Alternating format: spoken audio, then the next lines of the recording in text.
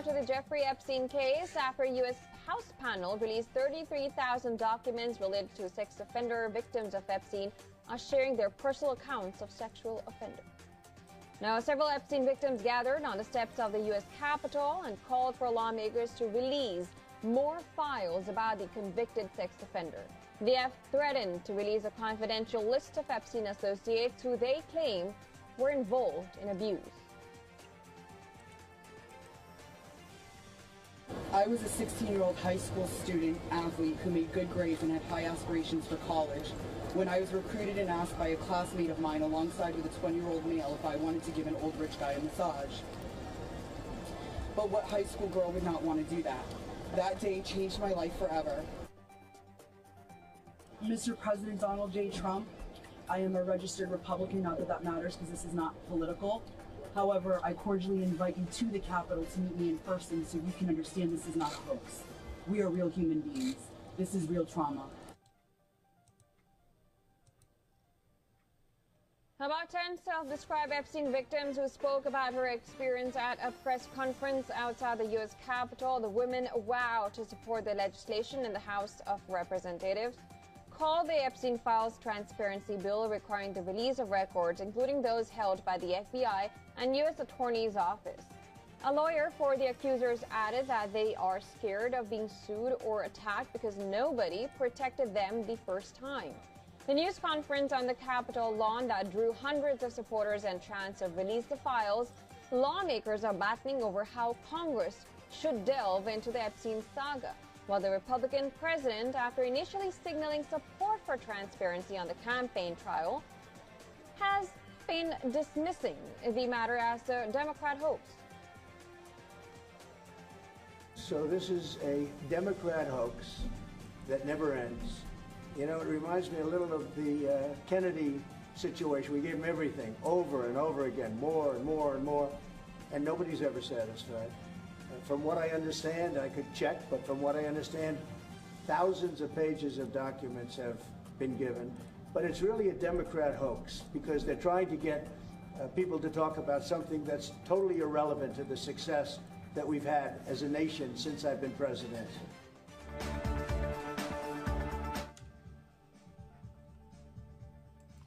So yes, here we are.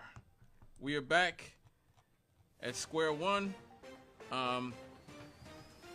We are finally seeing more and more of the picture of what went on here. The Trump administration have done their absolute best to hide these victims of Jeffrey Epstein and the sort of trafficking network he had.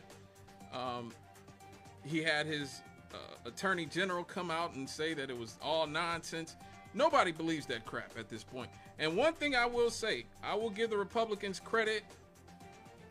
They are, a lot of the MAGA people are definitely not having it. I was happy to see Thomas Massie, who is a Republican, come out. And, you know, Trump has been on his head for a while. And this is what I talk about. The Republicans actually have real diversity within their party. This is one of the reasons why Trump was able to win, because he was able to herd these different coalitions under one umbrella. And one of the sort of legitimate libertarian Republicans is a guy named Thomas Massie from Kentucky, who is very, very much a very principled person. I may not be a libertarian. I am not a libertarian. I'm a left-wing populist, but I respect somebody who has consistent morals, consistent principles, and this is what Thomas Massie had to say while he was at the press conference. This was a bipartisan press conference.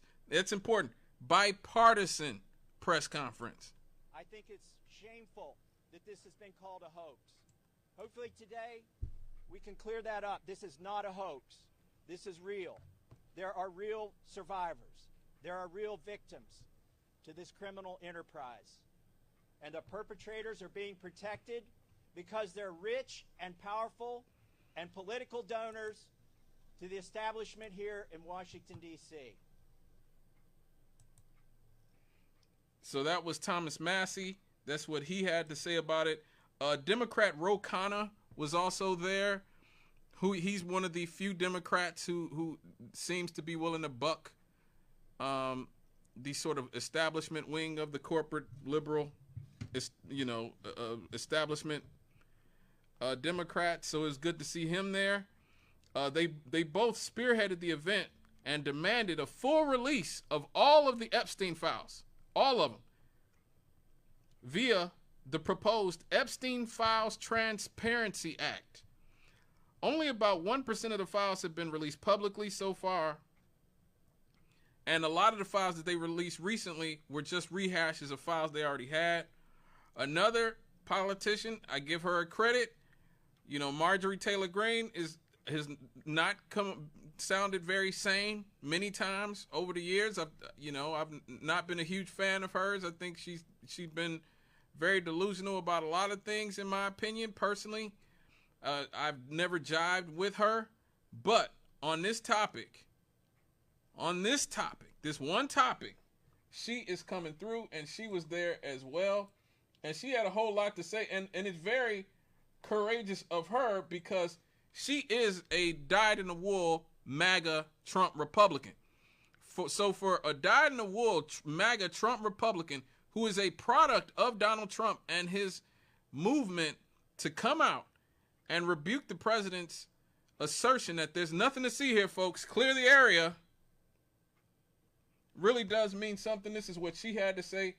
A very heartfelt speech from her. Good morning. This is my 5th year in Congress, and this is the largest press conference that I've seen since I've been here. And this is because this is an issue that matters so much to Americans. This is an issue that doesn't have political boundaries. It's an issue that Republicans and Democrats should never fight about. As a matter of fact, it's such an important issue that it should bring us all together. It's grieved me to watch the arguments and debates take place among my colleagues and even the administration. I think this is something that was worth fighting for. You see, the women behind me are going to tell you stories that you've never heard before. These are unimaginable horrors that they've lived with for their entire lives since they were very, very young. But these are also similar stories that many children, teenagers, women, and even men are enduring nightmares right now as we speak. You see, these women have been fighting since the 1990s. I heard one woman tell us yesterday since 1996. And they have carried with them shame. But I want to tell you something. The shame does not fall on these brave, courageous women. The shame falls on every single person that coldly turned a blind eye to their abuse. The shame falls on every single person that enabled it. The shame falls on every single person that took money to continue it. And the shame falls on the people in power over the past several decades that protected the monster, Jeffrey Epstein, and his cabal that continued a nightmare. Those people deserve the shame. And today we are coming forward and we are going to fight like hell for these women, because we have to fight like hell for those that are enduring sexual abuse and are living in a prison of shame. Anyone that is being abused, it is not your fault. You should live with no guilt or fear or shame. All of the fault belongs to the evil people that do these things to the innocent. This is the most important fight we can wage here in Congress, is fighting for innocent people that never receive justice. And the women behind me have never received justice. And do you want to know why? It's because Jeffrey Epstein somehow was able to walk among the most rich, powerful people, not only in America, but foreign countries. Yesterday, I heard countries like Saudi Arabia, Russia, and even Israel, and other countries. The truth needs to come out, and the government holds the truth. The cases that are sealed hold the truth. Jeffrey Epstein's estate holds the truth. The FBI, the DOJ, and the CIA holds the truth. And the truth we are demanding come out on behalf of these women, but also as a strong message to every innocent child, teenager, woman, and man that is being held captive in abuse. This should never happen in America, and it should never be a political issue that divides us. And I want to thank Ro Khanna and Thomas Massie for doing something brave, crossing political boundaries for a very important fight. And I'm honored to join both of them. And I'm honored that Nancy Mace and Lauren Boebert signed the discharge petition along with myself. And I asked my Republican colleagues not to choose just one path for justice and transparency and accountability, but I asked my Republican colleagues to choose every path for justice and accountability and transparency. So yeah, that was Marjorie Taylor Greene with a very poignant statement at the press conference for the Epstein victims. I mean, like she said, you're talking about the most powerful, richest elites in the world having contact with this man, having deep ties with this man. Bill Clinton. Jeffrey Epstein was at Bill Clinton's White House, I believe, 20 times. There's all kinds of pictures of him and Ghislaine Maxwell all over the Clinton White House. Donald Trump was his best friend for 10 years. A lot of the victims said that he bragged about how close he was with Donald Trump.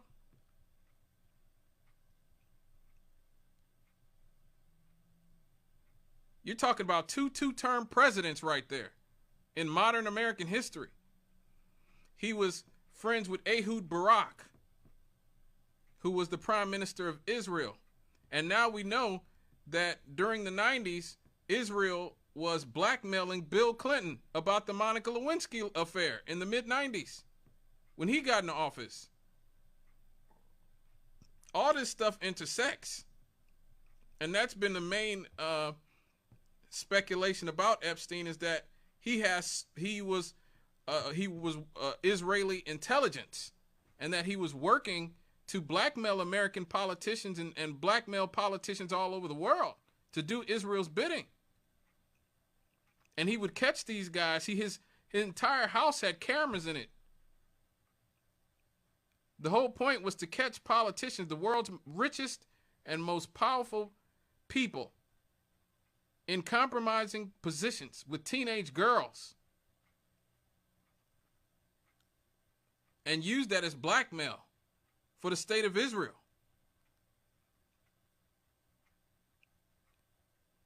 If only a tenth of what has been said is true about what could be in the Jeffrey Epstein files, the full files, and what Jeffrey Epstein was, it would be the hugest political scandal in the history of the world.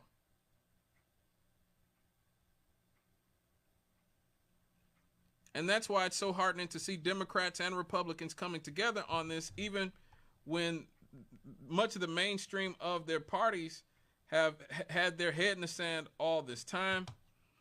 A lot of the survivors spoke publicly for the first time, and they shared harrowing stories of abuse, of threats, of trauma. And, you know, it very much was hard to listen to. One of our Congresswoman, Nancy Mace, actually, after meeting with the victims, came out, and she was really emotionally damaged. It appeared after meeting with these victims. She was sobbing after meeting with these victims. But this is a woman who has cognitive dissonance, because she has done nothing but stand with Donald Trump no matter what he's done, and no matter how many times he's been accused of abusing women and everybody else. But at least I will say, at least she has come out and sort of, she hasn't denounced Donald Trump, but at least she is acknowledging these victims' pain. These victims had very compelling things to say at this press conference, and I want them to be able to speak for themselves and to tell their own story. This is just a small clip of the victims. Transparency is justice. Release the files, end the secrecy, and stand with us in declaring that no one, no billionaires, no politicians, not world leaders, is above the law.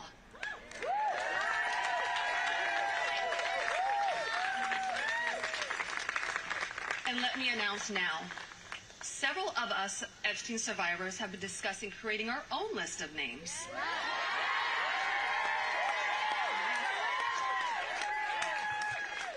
We know the names. Many of us were abused by them. Now together as survivors, we will confidentially compile the names we all know were regularly in the Epstein world. And it will be done by survivors and for survivors. No one else is involved. Stay tuned for more details on that. Because history is watching, and so are the women who will come after us. Thank you. Ooh, man, may God protect those women. The reason, like, people always just say, why don't you just say names? Well, because if they come out individually and just start naming random people, they can be sued to oblivion. And not only that, they can be put in jail. You know, you just can't make claims about somebody without having some sort of proof. And what they're saying is, we are all going to get together, and I guess they would anonymously put names, you know, tell what names of people that they had doing what they were doing, and that would sort of allow them to be much stronger collectively than they would be individually, which is always the fear. That's always the fear of the elites, is that we as regular people will come together against them. And that's why solidarity is so important. Because they should fear that. They should fear that we're going to come together and put them in their place. None of this goes without our consent. As I tell you guys on a weekly basis, none of this goes without our consent. We have to consent to be governed by these people. And so these women are saying, we are tired of feeling powerless and weak, and we're tired of living in fear of reprisal. And so they are actually putting together their own database, which I really hope they're able to do. Thomas Massey and Ro Khanna are gathering the signatures to file a discharge petition, a procedural move that would force the House to vote on it.